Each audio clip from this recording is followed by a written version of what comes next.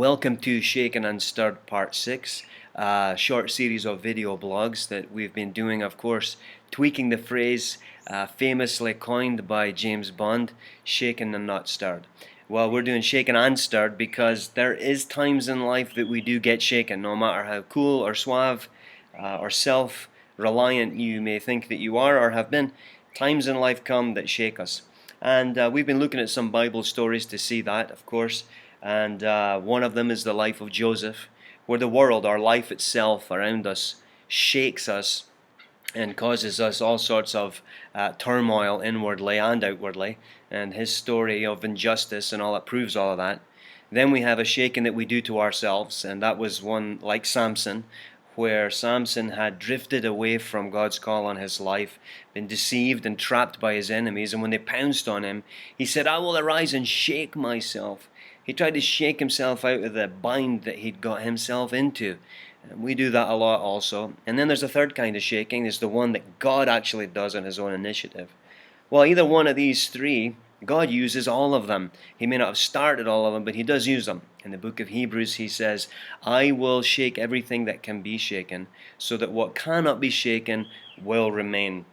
And what that means is, it's a tongue twister, isn't it, if you say it quickly? But what that means basically is that God is going to use all of those seasons of shaking, and they're coming. If you're not in one right now, you're going to be in one.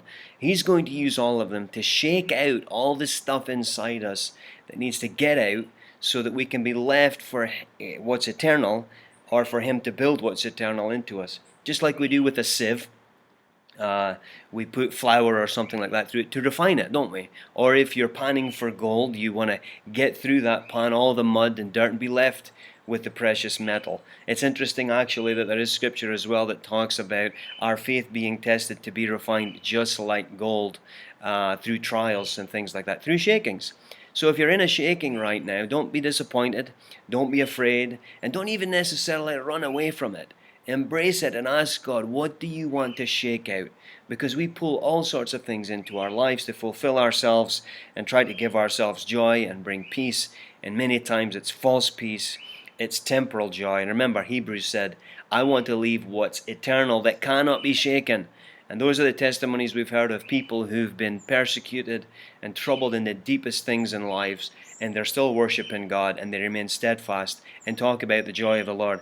That's because what cannot be shaken is the presence of Jesus. So let him sift out everything that's not that, so that there's more room for him, for his leadership, for his power, for his spirit to fill you, so that you have what cannot be shaken in your life, and that is eternal.